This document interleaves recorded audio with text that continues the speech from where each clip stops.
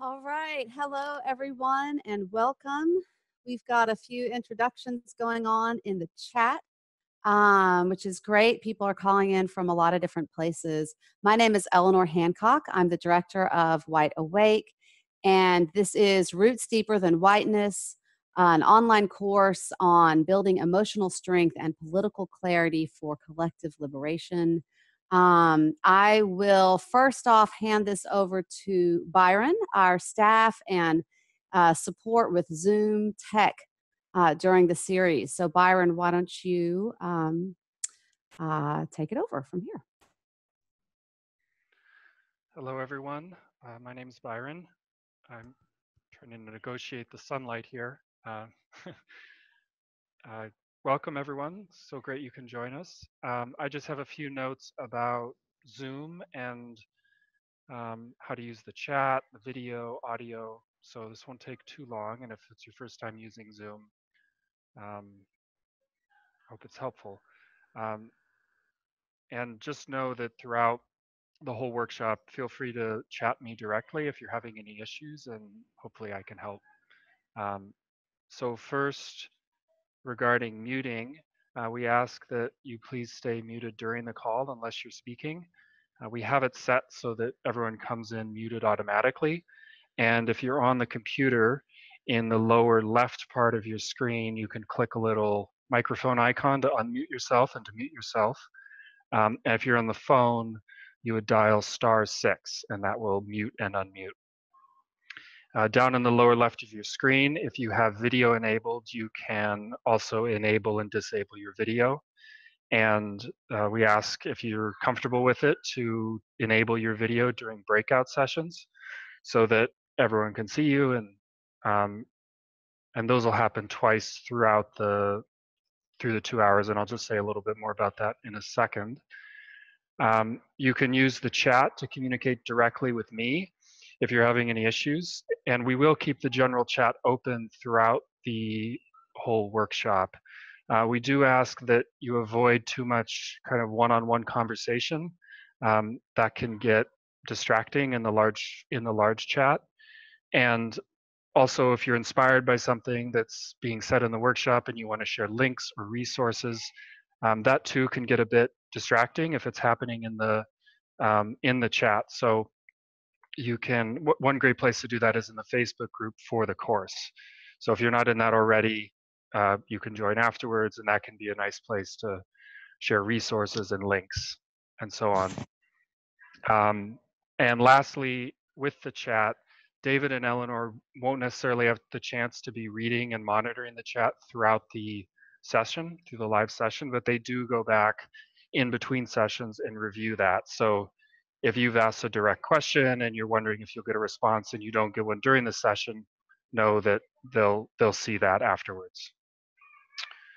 And another note, you can, with your video, you can switch between gallery and speaker view in the upper right part of your screen. And we suggest speaker view so that the big video is the person who's speaking, hopefully like I am right now, and that'll just help you kind of track the workshop a little better.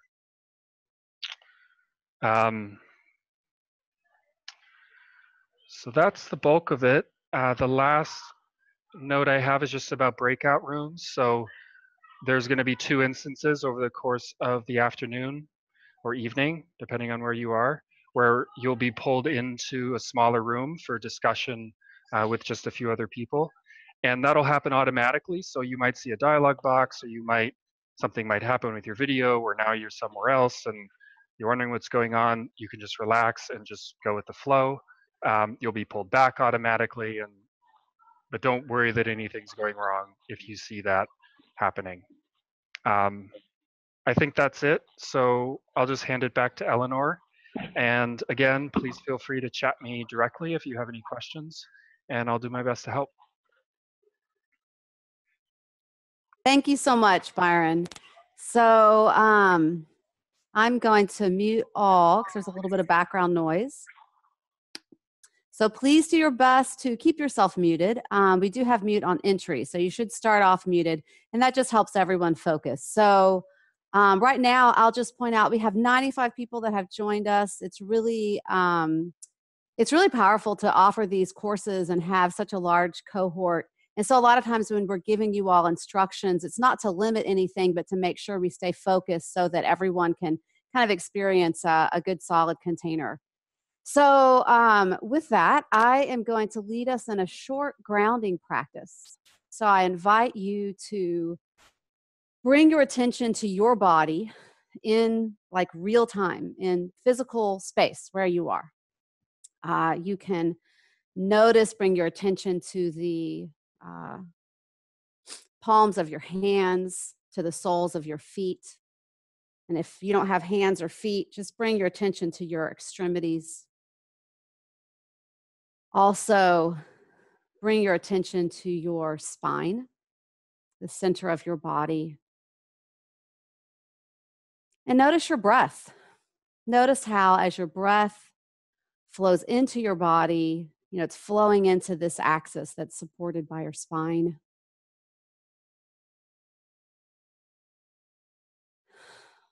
And notice also the weight of your body. Notice the very, very physical, heavy weight of your body and how that is literally connecting you to the earth. We are literally connected to the earth by gravity, and we can always tap into that and ground ourselves in that very physical connection that's also spiritual and beautiful, that we are deeply connected to this planet that is our home.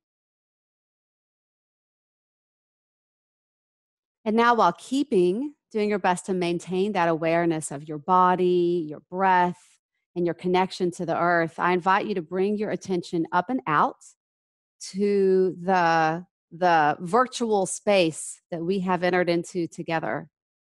And we've suggested you be on speaker view, but you might want to go back up to that top right corner and switch to gallery view, which allows you to see all the people that have gathered for this class tonight that are here live. And it's really beautiful to see all of your faces. And I invite you to, find your grounding, keep your grounding in your body and your breath while looking out and experiencing gratitude for one another and curiosity about all these people who are here to go on this journey together. And with that in mind, I invite you to now go back to speaker view because it will probably be easier to follow what's happening. And then, David, I will turn it over to you to introduce the course. Sure. So, hello, everybody. My name is David Dean, and I'm very excited to be here with you. I'm going to quickly introduce the themes of this course and tell you a little bit about myself. So rather than just offering a traditional anti-racism education that teaches us about white privilege, that teaches us about how racism operates in our relationships and our institutions, this workshop series is really about going deeper to cultivate the emotional strength and the tangible political direction that we need as white people to confront these forces. And we're going to do this by beginning to look at what it really means to develop a truly meaningful, rooted anti-racist identity. An identity that grounds us in the understanding that racism is not something inherent or natural, but that it is a divisive tool to maintain ruling class power, and something that we have a lot of mutual interest in addressing. We hope to begin cultivating an identity that calls on our ancestors' lost ethnic roots and their radical politics that were replaced by whiteness. And one that also reconnects us to the histories of multiracial struggle against racism and exploitative capitalism that have often really been hidden from us. And so this course is about using all of this as our strength so that we can actually face the incredible harms of racism in our past and our present, and using it as our strength to rebuild cross-racial alliances that we need to create a better world for all of us. And so I came into this work after a personal struggle with a lot of emotional difficulty around the topic of racism, as well as a real confusion about what my place was as an activist in the world today. And after I finished college, I began working for multiple people of color led organizations working for racial justice and indigenous sovereignty. And in doing so, I had to learn a significant amount about the history of racism and colonialism in this country and how these things function today. And what ended up happening was that no matter how much intellectual knowledge I gained when I faced these, when I learned about these things, when I faced these realities of deep harm, I still often felt a really overcoming shame inside. And for a while, I was seriously embarrassed about it and I kept numbing it out.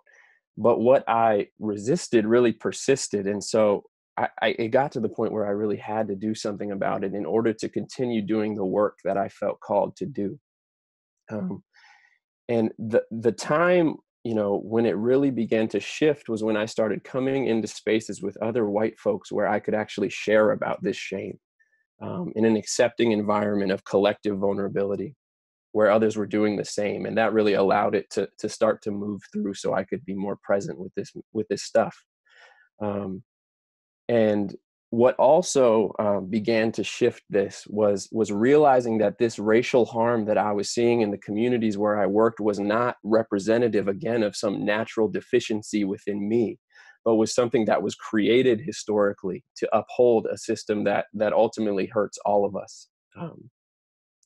And so I became really passionate about creating spaces for white folks to come together to begin replacing this culture of white supremacy that we've been given, not with some, debilitating white guilt, but actually with these roots that are deeper than whiteness, roots that can give us strength that we need to stand in genuine solidarity with people of color. And so, again, I'm really excited to be here with you all. And to get moving with this. And so I'm going to pass it on back to Eleanor to share a little about herself. And I also use he and him pronouns. All right. Thank you so much, David.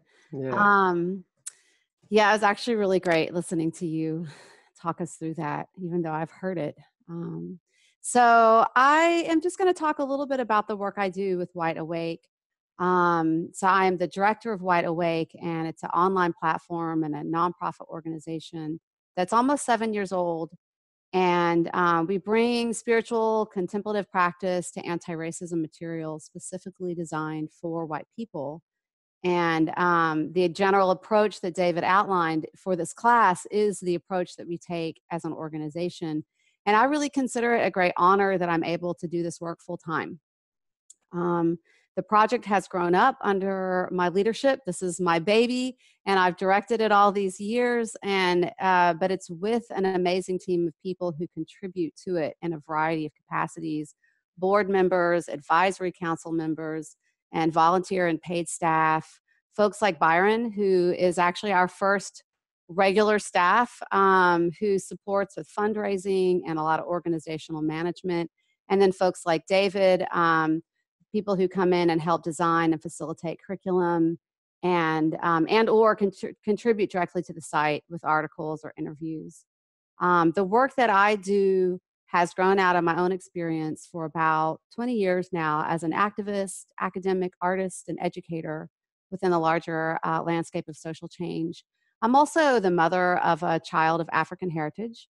Her father is African American. And so this is a very personal experience that brings concern and consciousness about racism directly into my life.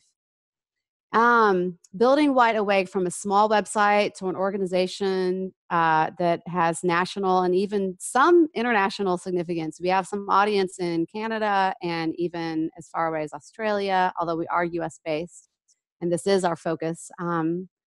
But it's put me in a position to learn from a lot of other people. So, I try to keep the About page updated. You can read a lot about the organization there. I just overhauled our analysis page, which was part of your homework. And as I think about, you don't have access to that page as it was first created 7 years ago. But as I think about the growth of this project and the degree to which we're bringing, a more and more fleshed out political economic analysis, it's really because of a lot of different people whose influence has come in over time. And I just feel like giving a special shout out to Andy Banks, who is my mentor, colleague, and dear friend here in Washington, D.C. He's a member of our board. He's been a labor organizer for decades, and he's really helped me integrate analysis and understanding of capitalism into my own anti-racist work. So I just wanted you to know a little bit about the project that you're working with and my experience with it. And then this whole introductory piece is, we're going to finish up with a couple more things before we dive into the real sort of main course of today's session. But I'm gonna turn now towards the ground rules that we've set up for the class. And I really appreciate the care everyone's brought to this already. I can see that in the emails people have sent. You all are really reading and responsive to the guidelines and parameters we're setting for the course.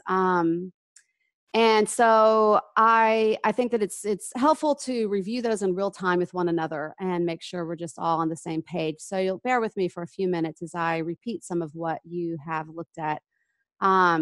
So this course is a white caucus, and I'm going to paste a few things into the chat as I speak. And so, it's not to be exclusive, but to create a very particular focus, a container that can open the space for vulnerability and transformation, and having a really strong focus on white identity.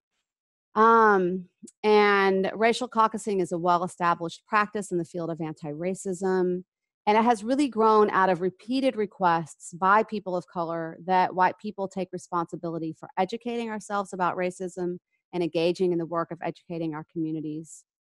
We have welcomed biracial, multiracial registrants with the assumption that you'll be comfortable doing work that focuses on your relationship with whiteness and doing this in a predominantly white space.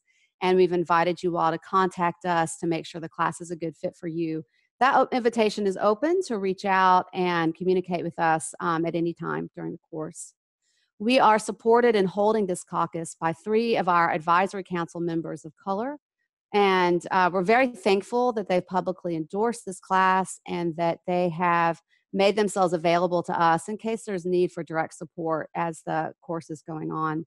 If you have any questions about caucusing, please contact us by email. We'll do our best to answer these questions. When it comes to how we interact with one another during the course, there's some specific parameters that we have developed. And again, I'll put this in the chat. If you're a visual person, you can look at it there.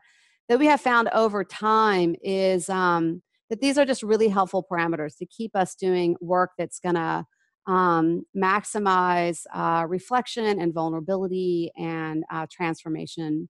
So first of all, treat everyone, participants and the facilitators, with courtesy and respect. That's a pretty baseline expectation. We do have a Facebook group prepared for you. We haven't shared that with you yet, but we will share that with you in your next homework assignment. And so these parameters and guidelines are for live sessions, but they also apply to the Facebook group as, when it's relevant. So part of being respectful is to just respect everyone's privacy. Each of these sessions is being recorded, and it will be shared with participants, but we ask that you not share the recordings with people outside of the class. You are welcome to share any of the homework assignments. We ask that you be thoughtful and use discretion. If someone else has said something that impacted you, we want you to be able to talk about your experience in the course, but just use your discretion for other people's privacy if you share something someone else shared. So part of the way we approach our work in White Awake is creating a container that emphasizes self-reflection and vulnerability. And one important key to that is sharing from your personal experience. And also honoring what other people are sharing, turning away from judgments and being curious about this other person. Even if they share something that you disagree with, you can turn away from that and be curious to who they are and what it is that's alive for them. We recognize that that's a different type of space than one that we might engage in every day. but we find that it really does open the space for greater self-reflection and vulnerability. One really specific aspect of that is please refrain from any kind of unsolicited advice or criticism. And this is especially relevant in the breakout groups, which are not directly mediated. Facebook follows the same general guidelines for how we interact that we're sharing from our personal experience. Please respect time limitations, especially during the breakout rooms. Do your best to make sure everyone's voice is heard. Make space if you're a person that you know yourself to be long-winded. Take space if you know that you don't always speak up. And so that everyone can do the work they've signed up for, do your best to follow the guidance that David and I will be giving you. And this includes staying on topic during the breakout room discussions. We don't want you to feel hampered, but if the breakout room, if people start talking about a completely different conversation point, then it means that there are people who shut up wanting to do the specific work of this course who can't really do it if you wander far away from the prompt. If you have any feedback or concerns or questions about content of the course or how it's being facilitated, please contact us outside of live sessions.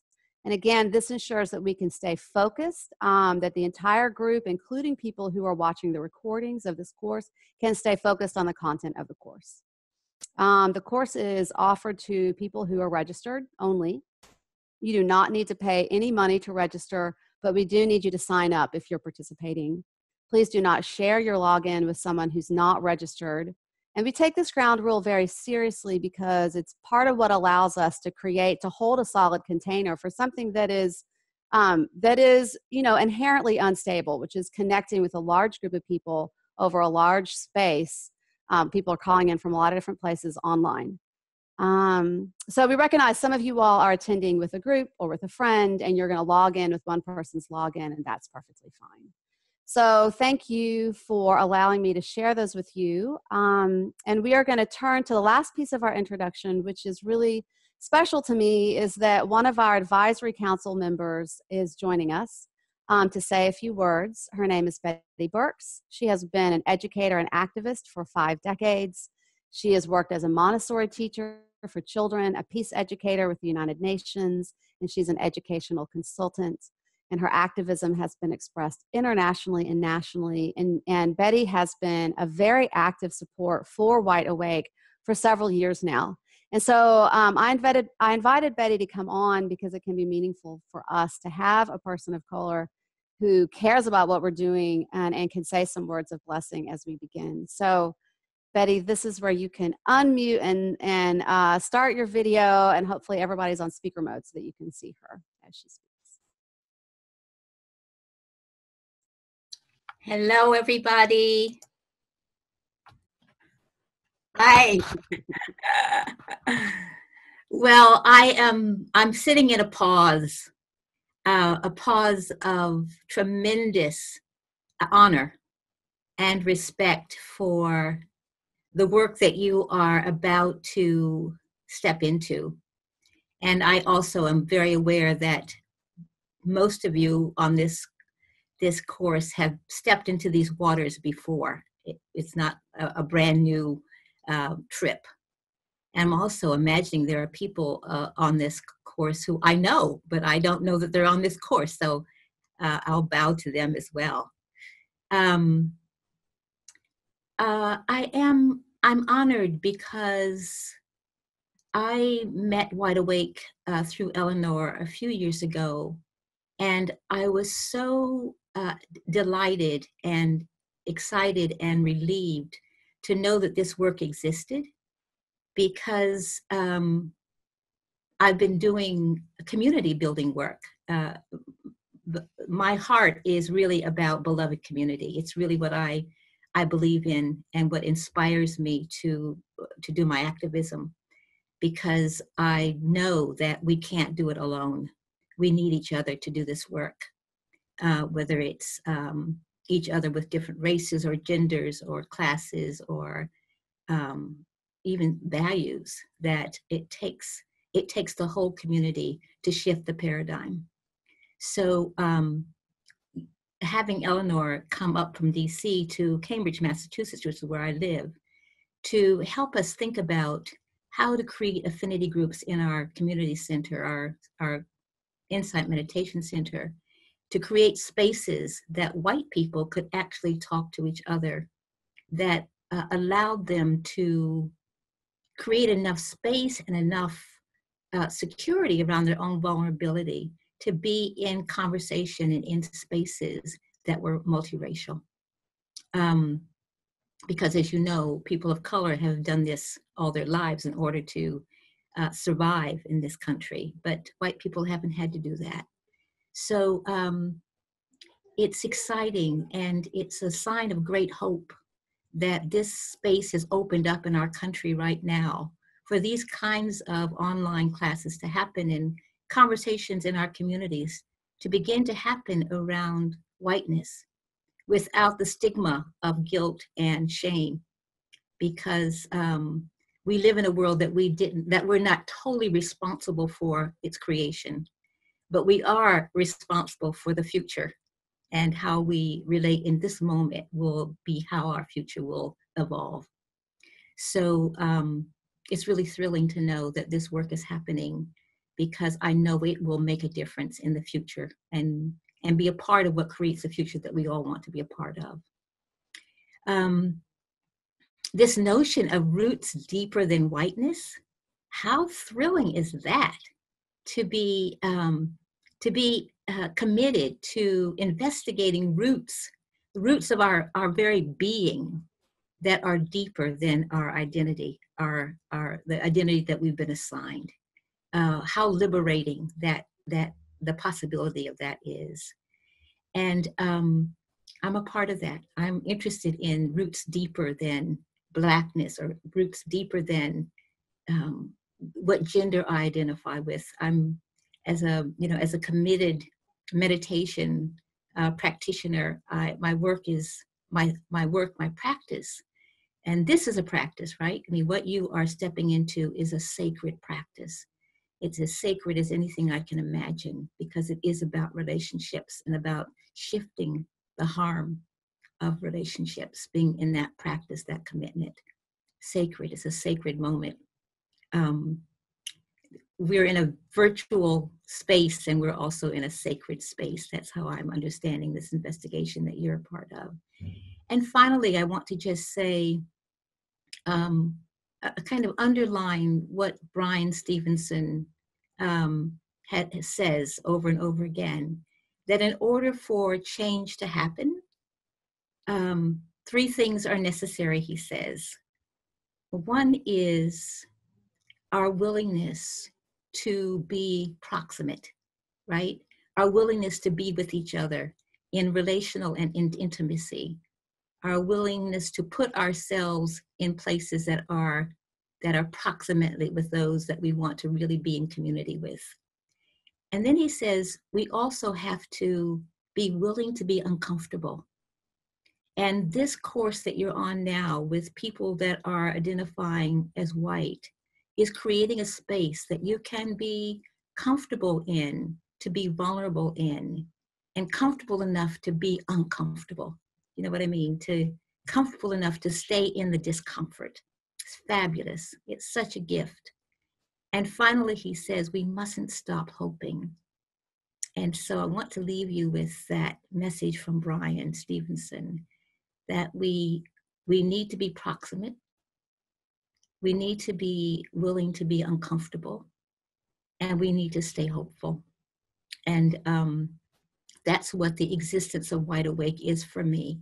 It goes to places and is proximate to the issue.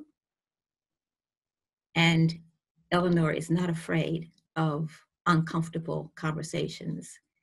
And this space, this sacred space that you're entering, gives me great hope. So thank you for joining, and thank you for doing this work for the world, for me and for the world. Lots of love to you all, and have a great journey, and I'm sure I'll see you again before it's all over. Goodbye for now. Thank you, Betty. Thank I you, really Betty. appreciate you taking the time to do that. So nice to see your face and hear your words. So we are going to dive into the content of today's course. We've divided it up where I will be guiding you for the first half of the content, and then David will take over and guide you through a process. So I'm going to start off. You all have been doing a lot of listening, and I really appreciate that. I'm going to start us off with some conversation together. Then I have a couple of themes I want to highlight that were in your homework, and then we'll lead you into a breakout group. But first of all, I just want to ask the question, why are you taking this course? And I would like to hear from some of you. There's a few ways you can do that. You are welcome to chat your answer to that question.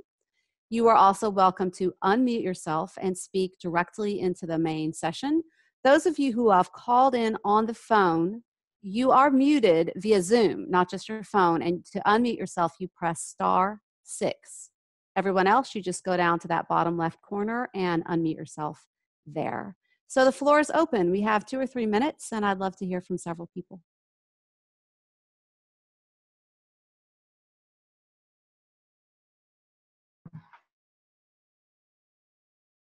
Do we just start talking? Yes, please. Oh, okay. Hi, I'm at Zen Center in the mountains of California. And we actually started doing this work specifically last summer. We have a group here called the Cultural Awareness and Inclusivity Committee, and which explores all different types of diversity and how we can be more welcoming here at the center, since it is so reclusive. Mm-hmm. Sometimes it can be very isolating for people, and we wanted to learn more about how to be more open and welcoming and understanding. And so we started developing these small groups and doing different readings. One was Stamped from the Beginning. I think really it was a book called Stamped from the Beginning, which explored the history of racism and slavery in America. And from discussing that, we actually came across your website, White Awake.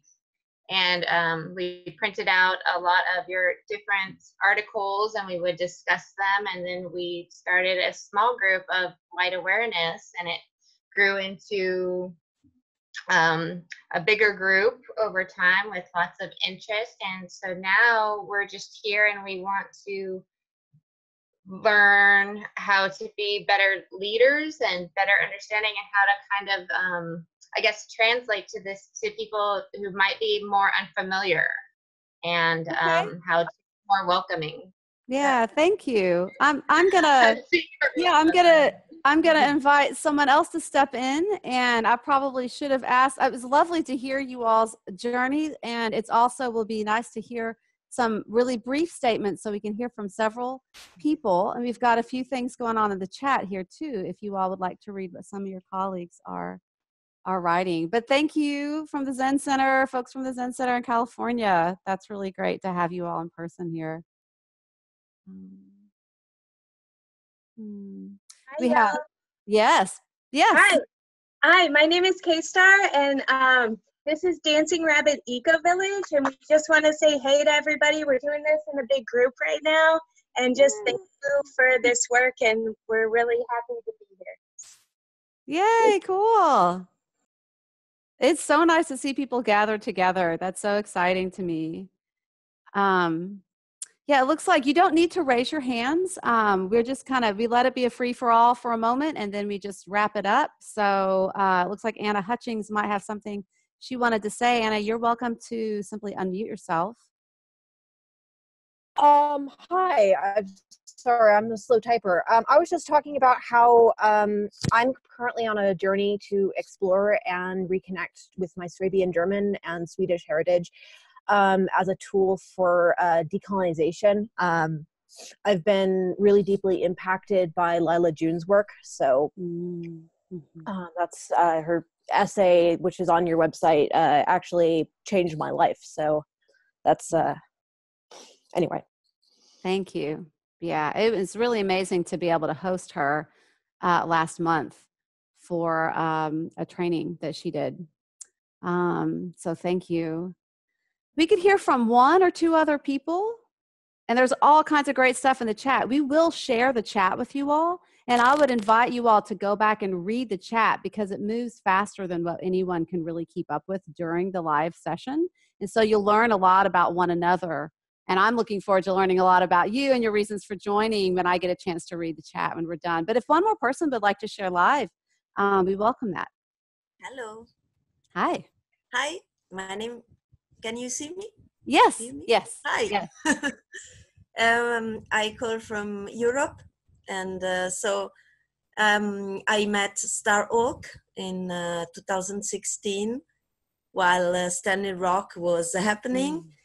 And she told me, I was very excited about it, and she told me, if you want really help Native Americans, please look for your roots, for your spiritual roots. And that meeting really changed my perspective. And so I think this is, I would like to, if I can, give some kind of feedback from here, from as an indigenous European. I think it must be good for both sides. Okay. Absolutely. And, I agree. Yes. Thank you. and thank you so much for this opportunity. Absolutely. Great, Thank really. you. Thank you. Yeah, the ones who didn't leave and the ones who did leave, we can do a lot if we connect with one another. Yeah. Okay, thank you. All right. Well, yeah, like I said, I'm really, I keep like looking at the chat and then more stuff comes in and I'm like, oh, there's all kinds of wonderful things there that you all have shared. Thank you for being so open. I would like to take maybe 2 minutes to just hear a few people speak about things that stood out from the homework. And I know that some of you all have just joined because registration closed yesterday. So if you were not able to complete the homework, no worries, you'll be able to catch up on this next week. But if you have, especially if there were aha moments, something succinct that you can share from the homework that was impactful, I would love to hear from 2 or 3 people about that. Again, you can share in the chat, but you can also just unmute yourself and share directly into the whole group. Hi. Hi. Hi. My name's Kira. And I was able to get sort of halfway through some of the reading. And I'm looking at my notes right now.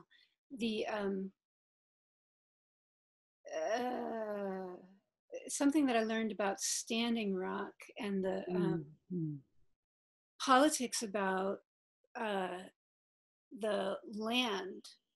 I mean, somehow it's kind of like understood by most white Americans that indigenous people have been trampled on and that their land rights have been constantly undergoing either threat or exploitation or, you know, some horrible thing. But I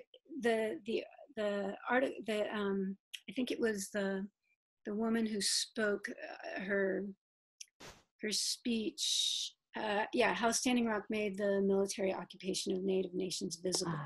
Jacqueline Keeler. Yes.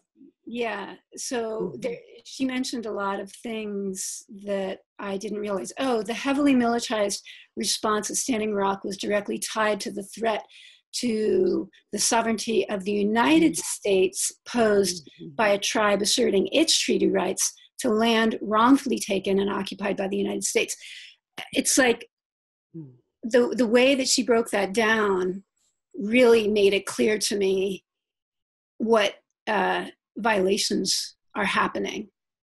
So that was a really yeah, she does a really good job of that. Thank you for drawing that out into our discussion today. I really appreciate that. Is there one other person who had an aha moment when they were working with the homework that would like to share? I could share. My name's Catherine. I was really, really moved by the short piece by Mr. Menachem about collective trauma and how, as white people, we carry trauma from way back when in our bodies. And I'm so curious and interested in that, and how do we heal collective trauma? I just really want to learn more about that. So that's my piece. Good. Thank you. Thank you, Catherine. So I am now going to bring out a couple of themes that are important for me from your homework, and then lead us into a breakout group. So the first theme really was stated pretty clearly in the analysis page from Wide Awake that we ask you to read. And to ease myself into that theme, I'll just offer the reminders about terminology and assumption that race is not biologically a real thing. It is a social construction that has very real impacts on our lives. So those of us who live in an apartheid-based society, and really at this point with global capitalism, everyone is experiencing the systemic effects of race in one way or another. So racism as a social force can be called white supremacy, and this is the term that Wide Awake uses. So without understanding the first theme that I really want to bring forward, and we're going to be working with it, diving into it deeper in the upcoming sessions, is that white supremacy is a divide and rule strategy. It is designed specifically to uphold capitalism. And so, you know, David has already referenced that in his introduction to the course. But one thing that's important for me is that we are doing a very specific kind of work in this course. We're building resilience as white people, or people with a very specific relationship to whiteness. And we're working with the legacy that we've inherited. But for myself, it's very important, and I think I speak for David and I, it's very important to put this into a larger context. How do we dismantle white supremacy? Well, if it is intertwined with capitalism, then we have to step back and see that the larger struggle we are contributing towards is a struggle for a democratically managed economy. So because we cannot adequately address or stop oppression and harm when exploitation lies at the heart of how our needs are getting met. We're dependent upon this system. It affects everything. We can't even go to the bathroom without interacting with the capitalist system. So if we're going to look at whiteness and white supremacy, then we have to understand how it has been created to keep people divided so that we can't join together and take control over our own lives.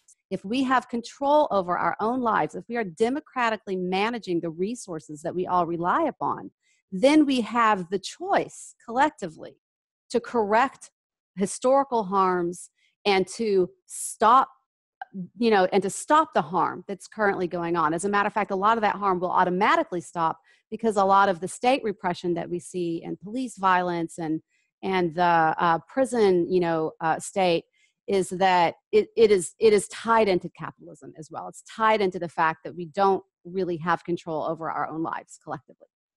So that is a major theme that I want to bring up, and it's a baseline in terms of our political analysis. The second theme that I want to draw out relates more specifically to the specific goal of this course, which is to resource ourselves. We want you all to have a sense of belonging and identity that comes from a place of strength.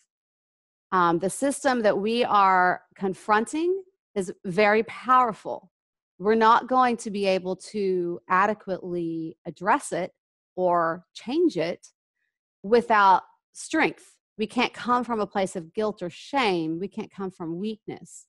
That said, part of strength means facing the truth, and facing the truth is hard because we have some hard truths to face. So thinking about this goal, I wanted to just bring up some contrasting elements that were inside of your homework. And that is the way in which belonging and identity was described by Jacqueline Keeler and again by Dr. Sinclair when they talk about sovereign indigenous nations. And to contrast that with the way in which belonging and identity is created in a nation state like the United States. Which even the origin story of this nation state and of nation states in general is founded on a falsehood. So Dr. Sinclair writes something really beautiful about indigenous nations, that indigenous nations are built on a notion of kinship that stretches not only to human beings, but to the non-human world. It was the non-human world who adopted us to their nations, gave us a place to live, their skins to wear, their bodies to eat. We are guests in these territories and must meet, confer, and offer gifts with them. The borderlands between ourselves and the water, earth, and animals must also be under constant negotiation as needs and conflicts arise. In this notion of kinship, the world is made up of relations. So if we contrast that, Dr. Sinclair contrasts this perspective on kinship with the belonging that settlers may experience in Canada, where he's writing from, where belonging is expressed through patriotism, through waving a flag, through singing at a sporting event, and through the expectation of an undying, uncritical loyalty to the nation state.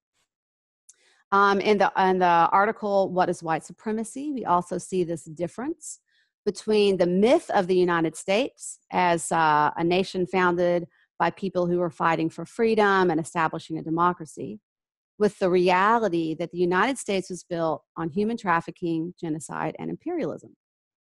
So as settlers, particularly as white settlers, we are a people whose entire identity has been disrupted and rebuilt on the grounds of the nation state. And I look forward to being in closer and closer contact with my European brothers and sisters, because I think a lot of this is true for you in a different way. You're not settlers on someone else's land, but you are inheritors through your nation state of empire and of imperialism. So our identity is no longer based, like our oldest ancestors would have had to have an identity that was based on kinship with the greater than human world. Otherwise, they would never have survived. But our identity is not based on that. We have an origin story that describes, we do not have an origin story that describes our relationship with the sacred being who taught us how to live, as indigenous nations do. Our identity is tied to a nation state that broke, in the United States, that broke with its original homeland and is now a colony that enriches a handful of corporations. Our homeland, in that material sense, is corporations. So if we face the reality of the circumstance, we can feel quite uprooted. And it's difficult to know what we belong to in a positive sense. So this is where I want to bring in the breakout group to discuss one of your reflection questions in your homework, which is where or to what do we belong?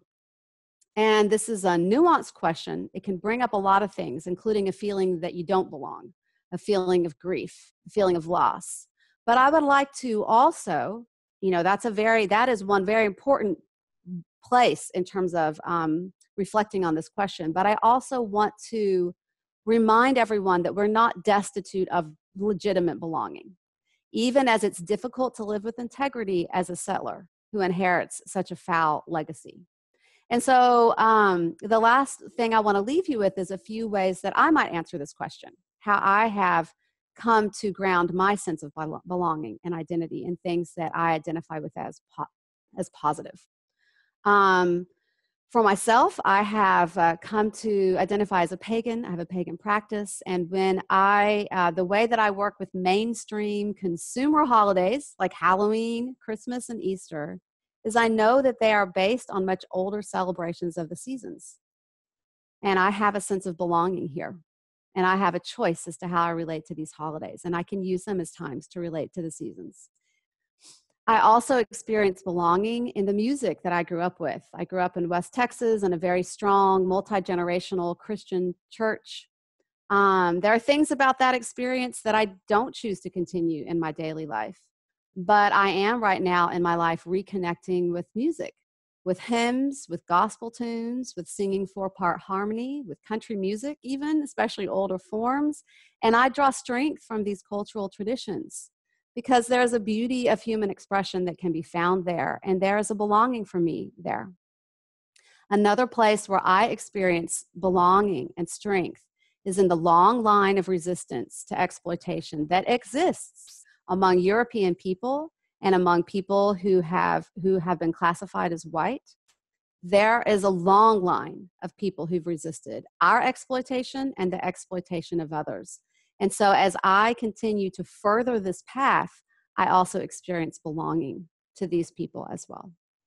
So with that, I invite you all to think about the fact that belonging is already there. You can face the truth and discard the lies without throwing everything away. So look for the treasures that remain in this process. So I am going to place in the chat your discussion prompts. So I just did that. And then I will give you a few kind of technical instructions, and then Byron will be opening your breakout groups. One is that if you're on the phone, you will be automatically directed to a breakout room. You don't do anything. If you're on a device, you will get an invitation to join a breakout room. And then if you want to join, you click on it. We know that not everyone joins these, especially people who are gathered with others in real time. We expect you to have your discussion there, and you can ignore the join this breakout room prompt that comes up. Every now, we try to place you in a group with enough people that you're not left by yourself, even if others don't join. If that does happen, hang out for a second. Byron is going to be rearranging you, but if you find that you are alone and you don't get joined with somebody else, then you are welcome to leave the breakout room. There's usually a few people in the main session who end up having a discussion. And then remember, in your breakout room, remember some of the guidelines we gave you at the very beginning. I'm going to put this in the chat as well. And that is, you are sharing from personal experience. Please refrain from offering unsolicited advice or criticism. Make space for others, take space for yourself, and center the conversation around the prompts you've been given. So when you go into your breakout room, those of you on a device, if you go down to the bottom and you click on the chat will reappear, and you will see these guidelines and you will see these prompts in the chat. I'm going to put the prompts in one more time, so hopefully they'll be right at the bottom. And if you all refrain from chatting for a little while, it should be easier to see these. So your discussion prompts are: where or to what do you belong? Are there ways in which you experience a sense of belonging that are a source of strength? Maybe there are unexpected sources of strength. Do you feel any loss of belonging or conflict around it? And let there be nuance in your answer. Okay, welcome everyone as you begin to come back into the main session. We want to invite you all to share a little bit about your experience. Please remember, I'm going to mute everyone. Please remember to keep yourself muted unless you are specifically unmuting, so that you can share with the group, so there's not a lot of background noise. And you can, once again, you can chat. You can put something in the chat about the experience you just had in your discussion. Remember, again, to share from personal experience. So if something else somebody did impacted you, you might want to talk about that impact, but let people, if they want to share a little bit of, of a story, let them share that themselves. That said, we don't have a lot of time for stories right now. We really want to hear more of the experience and the impact of your discussion about belonging. So with that, I will open the floor. We have about 5 minutes until 15 past the hour. We can hear from hopefully several different people. Thanks.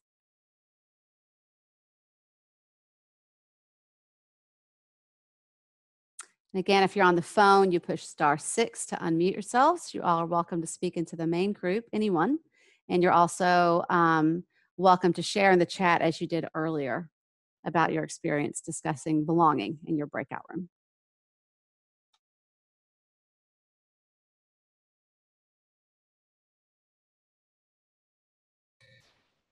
Hi, I'm Anastasia, and I guess the one thing that I was really struck by was a woman in our group talked about how she could move into a relationship because she decentered her own ego. And man, oh man, it felt like I was just smacked in the face with like, so that's what's been going on. I mean, that was like, wow, that was like incredibly really cool. And I'm so thankful she said that. So now I'm even more awake than I thought I was. Awesome. Thank you, Anastasia. Who else has something they'd like to share?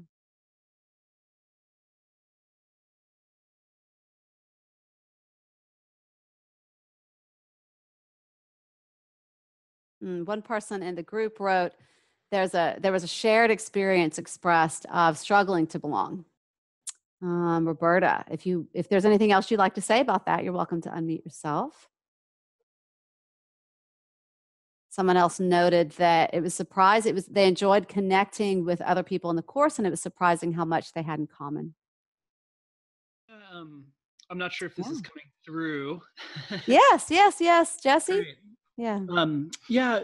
I think had one theme I noticed in our group was that there were kind of these like contradictory notions about like what it meant to belong. Like in some ways we all this like disassociative kind of feeling towards it, or like this lack of feeling like a cohesive cultural trajectory from our like deep ancestors to present or something. So there's like a fragment, but then also like this sense of having found belonging in these kind of like fragmented or like disparate kind of ways or something like that. So that seemed to be a theme from where there's 5 of us sitting here. So that seemed to be great. Thank you. Good. Thank you for reporting back from your group there. It's so nice y'all are together in real time like that, or in person. I mean, we're all in real time. Hi, I'm Summer from Bellingham, Washington, and something that really struck me in our group is that there was a common theme of connecting to Earth and how important that is to a sense of belonging. So I just felt that was really important to me. Thank you. Wonderful. Yeah. For our group, it was important, and it came up that so much of this feeling of belonging, that it be embodied. What is it to feel? What is it to feel like we belong? What does that feel in our bodies? And it just felt like it resonated for all of us, and felt important to contribute. Yeah, cool. Yeah, we're going to move into some somatic work with David. So, yeah, thank you. Who else? We have another minute we can share.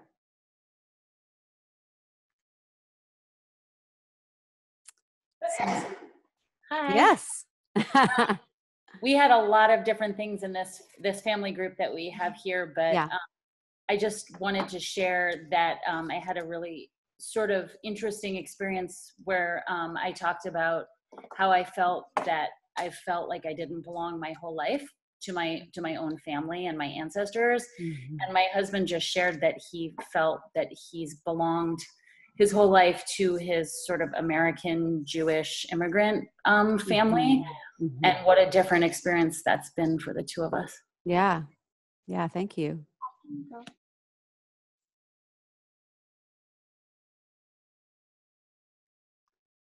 One person shared in the chat, in our group, we felt strong connection for our families of origin, and some of us felt connection to a geographic location, such as Mississippi, or a faith or a history with a particular tradition and identity.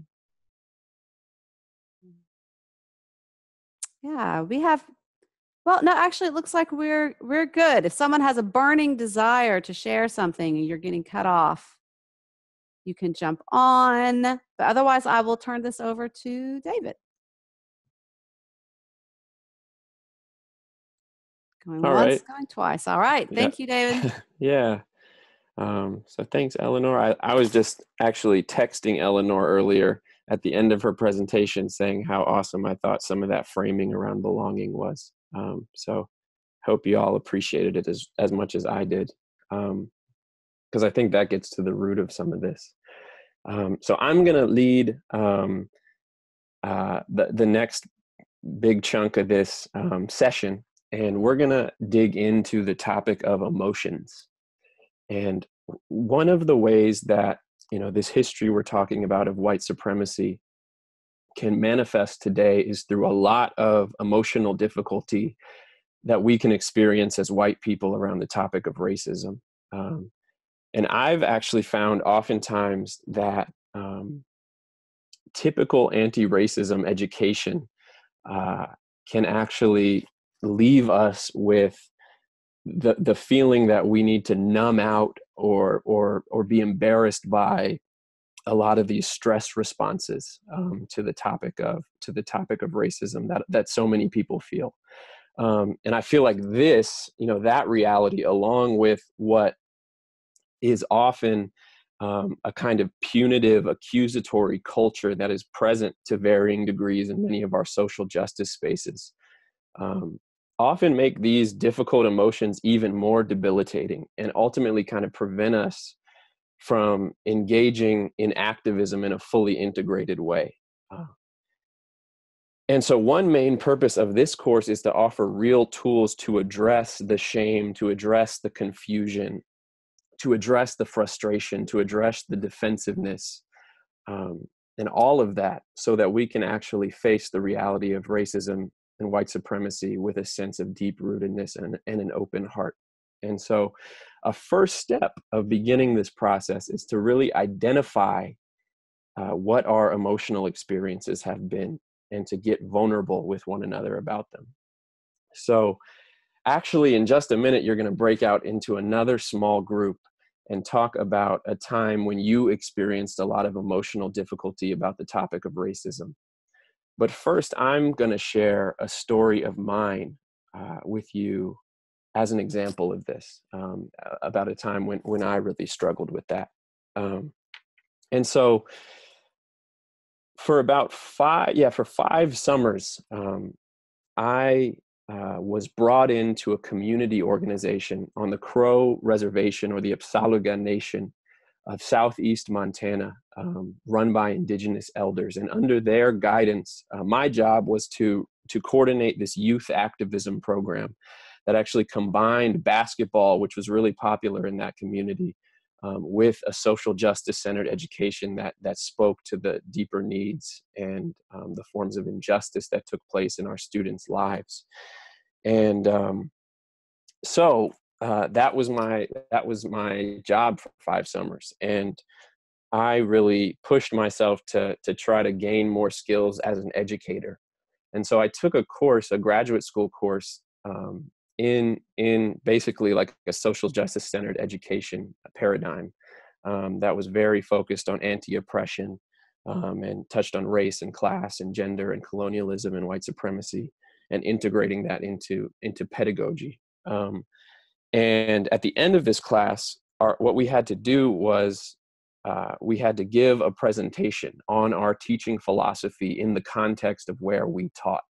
And so I talked about the summer program that I ran, and the class was run by a professor, a man of color who I really admired a lot.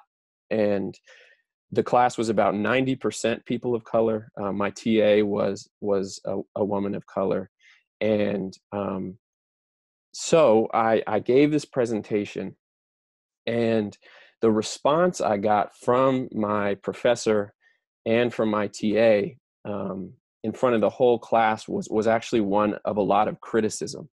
And it wasn't that they thought I was like doing something harmful in what I was doing in that community, but they really dug into me about how I was talking about this stuff as a white person, and that some of the framing I used made it sound like I just thought these kids were deficient and that I needed to save them, and that I was, speaking in a way that made it sound like this white savior complex thing. And that went, so my response to that, I immediately started feeling like this tornado of anxiety and shame and heat in my chest and in my stomach, and it was like spinning inside me. And I knew that if I let it out, that in any way, if I let that out, that it would not be a good outcome. And but it was so intense, and I felt so frozen that I couldn't think. And so I just started appeasing everything they were saying without actually being able to critically process anything they were saying. And I just agreed with them, and it went on for about 20 minutes in front of this whole class. And I left the class, and I immediately burst into tears. And then I went home, and I literally was in bed for 3 days almost, feeling totally catatonic and really stuck in this stuff, in this shame, in this frozenness. And so that is an example of a story, that some of you could tell. And it can be anything really, whatever comes up for you when you hear the following prompt. And I'll read it twice, and we'll also post it in the chat box. So the prompt is, talk about a time when you experienced a lot of emotional difficulty about the topic of racism. What happened? What emotions came up? And most importantly, what feelings arose in your body? What sensations arose in your body? So again, talk about a time when you experienced a lot of emotional difficulty about the topic of racism. What happened? What emotions came up? And most importantly, what feelings arose in your body? Thank you all for opening up to each other and being vulnerable. And what we're going to do now is just a little bit of a few minutes of group reflection. And so folks can both, again, comment their responses in the chat box, or and also share in the big group briefly. So the first question I want to ask the whole group is just simply, what was that experience of opening up like for you? So 2 or 3 people can share out into the main group. I can share. Yeah, that'd be great. Yeah, I just want to thank the group that I was with both times, because it's so wonderful to know that there's so many heartful people who have already been doing so much work out in the community and continue to do so. And everybody's willingness to just really share about the shame that we feel, and the inadequacy that we often feel, and the powerlessness we feel in this struggle, and in trying to dismantle this behemoth of a system that is so intertwined and so multifaceted. And yeah, so, you know, just all that, you know, I just really deeply appreciate everybody sharing. And I also really want to thank you all for hosting this and making this possible for us. Good to know. Thank you. Thank you so much. Appreciate that. So folks are saying a relief. That's a common thing I was seeing. Love someone else to share. Yep. Yeah, I'll jump in. I think I felt in sharing the same feelings that I was reflecting on having in experiences of talking about or dealing with racism, which was like anxiety and a like sense of constriction and heat in my solar plexus region, and like a disconnection from my extremities. So I was feeling all that, and like an inability to remember specific experiences. And I was just reflecting that, like, that happens whenever I'm trying to talk about racism. Like, I can, reading about racism, I can stay really grounded, but something about, engaging about it, with it, in groups, in human contact, you know, virtually or otherwise, brings up a lot of those feelings. Right. Yeah. So many times when we're just reading, we can just stay in our head. Yeah. Thank you for sharing, Eli. Yeah, we're going through a really difficult process where I work, which is a very progressive human rights organization, to the point that our Black, Indigenous, people of color staff have formed a caucus. And there's just so much anger. And I mean, we've embarked on this process for over a year. We have a reading club. You know, some of us are taking courses, and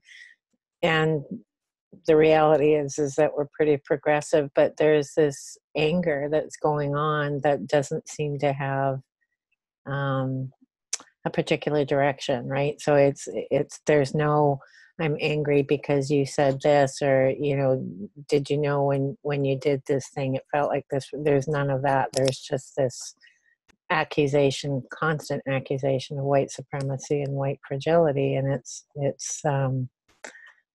not helpful. So is a feeling that comes up sometimes like not knowing what to do in response, or helplessness a little bit? Yeah, it's really silencing, right? Because it's like, I want to be able to speak into it, and I want to learn, right? And I want to learn from them, but it's you know, the few times I've tried, it's been pretty ugly. So, you know, and then when I do have an emotional response to it, it's white fragility, right? And I mean, there's other reasons people are fragile. Like I have a ton of trauma in my life, and you know, it's not always white fragility, right? There's other reasons it happens, and I just wish we could be more gentle with the conversations. Yeah, I hear you. Yeah, so much intensity around this stuff because of how much pain is there, for sure. Yeah. Thank you for sharing. So I wish I could hear more people share their responses, and obviously the chat is a great place, and I appreciate everyone is sharing there. What I'm going to do to close us out for the next 12 minutes or 11 minutes or so is give a short presentation that connects to a lot of what we're doing right now. So give me one moment because I have to share my screen with you. Start share. Okay. I think you can see my screen. Can you see a slideshow? Give me a thumbs up. Cool. Okay. Yes. Perfect. Thank you. So I heard the word shame a lot coming up throughout this. And so as a final part of today's session, I'm going to talk about one of the common threads that I think is behind a lot of these difficult emotional responses. And obviously there are multiple things, both in ourselves and in the dominant culture that create a lot of emotional difficulty around this. But from my research, from what I've read, you know, about white fragility, about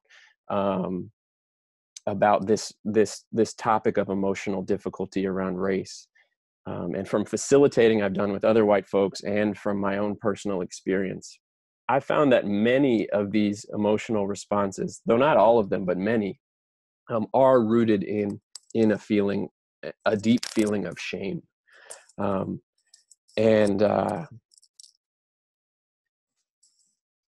see, here we go. Okay.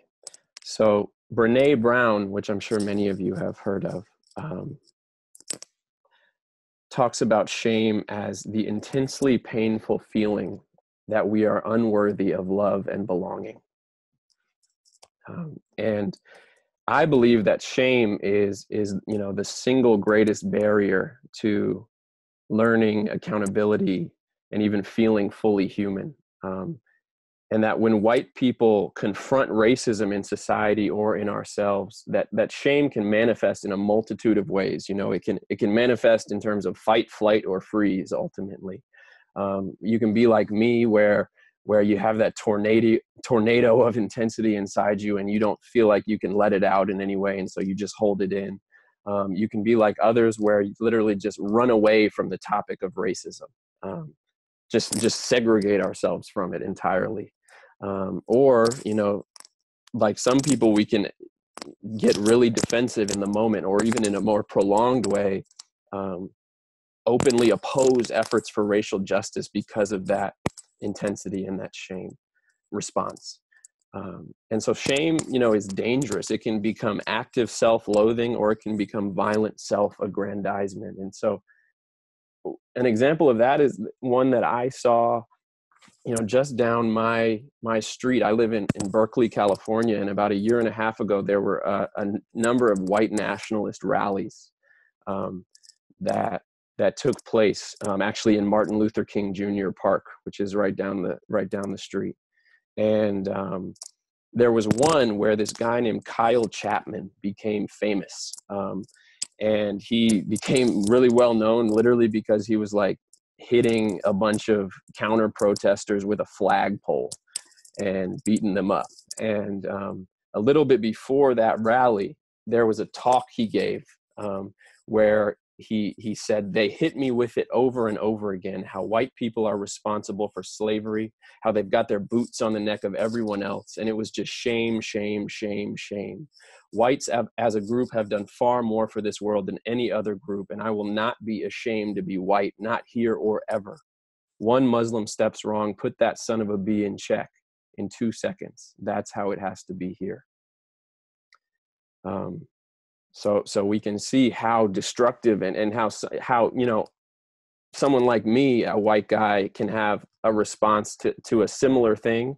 So the freeze response that I enact, you know, when I'm feeling that shame, that same shame can motivate something totally destructive. And so all of us need to deal with it. And this is another Brene Brown quote, and she contrasts shame with remorse, with guilt, actually, to describe her concept. And just because in the world of anti-racism, guilt is kind of a synonym to shame, like white guilt, it's this thing that is basically the same thing as what I'm talking about. I just, for our purposes here, plugged in remorse, because I feel like that more accurately describes this. But this is the quote. Shame, she says, is not remorse. Shame is a focus on self. Remorse is a focus on behavior. Shame is, I am bad. Remorse is, I did something bad. Remorse says, I'm sorry, I made a mistake. Shame says, I am a mistake. Shame is highly correlated with addiction, depression, violence, aggression, bullying, suicide. Remorse is inversely correlated with those things. It is the ability to hold something we've done or failed to do up against who we want to be. And it is incredibly adaptive. It's uncomfortable, but is adaptive. And so now I'm going to talk about a few resilience tools that can offer resilience to some of this shame and some of these stress responses that we can have in these moments. And the first two of these you literally have practiced just now in your breakout session. The first one is mindful awareness. This organization that my partner worked for is called the Mindful Life Project, and they use this phrase, name it to tame it. So when you're experiencing a difficult emotion, literally just centering yourself and acknowledging what you're feeling in your body. Just naming that can go a long way in reducing the stress response and enhance our ability to respond with choice rather than just to react in a way that can be hurtful. The next one is sharing about our shame in an accepting environment where others are doing the same. And really stepping into a space of collective vulnerability. Another organization called the Ahimsa Collective actually works with incarcerated men who are incarcerated for committing sexual harm. And they're out here in the Bay Area too. And even though it seems counterintuitive, what they do in these like healing and accountability circles they do in prisons is they say that dissolving shame is the most central part of creating the capacity for actual growth and accountability. So creating space for that collective vulnerability about what people are most shameful about. And Brene Brown describes this when she says, shame cannot survive being spoken and being met with empathy. And the last tool is something that we've touched on here and what a lot of this course will be about, and that is developing a more rooted anti-racist identity based on a deeper understanding of our history. And so one product of white supremacy has been to trick us to think that all we come from is this false, sanitized, glorified history of white American patriotism, of the white American elite. And so when that identity based in that history is delegitimized by the truth of the prevalence of racism and white supremacy and colonialism in this country's past and present, it can feel that we have nothing to hold on to, and that we come from nothing except for shame. But when we realize that these things have not always been this way, that our ancestors were in fact socialized to become white, to make them replace their ethnic identities and their radical politics, with hostility toward people of color and compliance with the ruling class, then from that point, there can be more of a potential for change. And when we can stop feeling guilty about having white privilege and instead realize the purpose of white privilege as a concession of the ruling class to keep us from joining in multi-ethnic coalitions to create a better society for everyone, then at that point, we can start to let go of this shame and see our role as real, genuine partners in the transformation of this society. who can face the harshness of history with an open heart and in an integrated way. And so I want to close before I turn it over to Eleanor for just a few logistical things with 2 quotes. And the first one that I think touch on the key message I want to share here. And the first is from someone named Tobin Shearer, and that is, anti-racism work can quickly become warped if it involves white people who fundamentally do not love themselves. And the second one is from the documentary film about Dolores Huerta called Dolores. And that is, revolution begins in self-love. And so I want to thank you all. I'll unshare my screen if I can figure out how. Well, I'll do that in a second. But I want to thank you all for listening to all of that and for being here with us today. And I'm going to turn it over to Eleanor for some closing logistical details and just a closing. So thank you. Thank you, David. So really, I just want to mention that we'll just thank you all for being here and being part of this live session. Thank you for your vulnerability and for sharing with one another and sharing with the whole group. We will meet again. Our next live session is in 1 week. The schedule is, today and then in 1 week, then we take a week off, and then we have 2 more that are 1 week apart. We will get you your homework assignment will be posted on your participant page right away. I will post it tomorrow. And then we allow a couple days, up to 3 days max, to get the recording cleaned up and posted for you, and we'll notify you when that's ready. But you can always find everything on your participant page.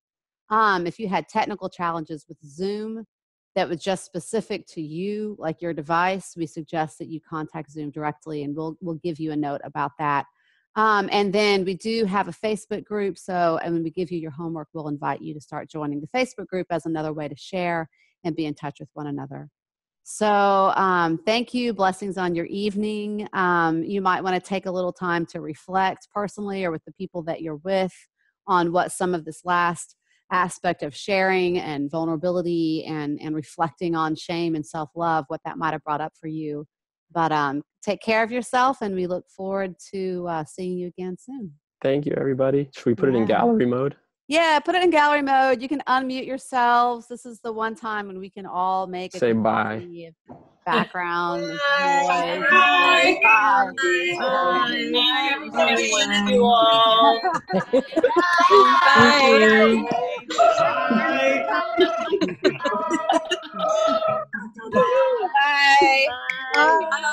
Bye.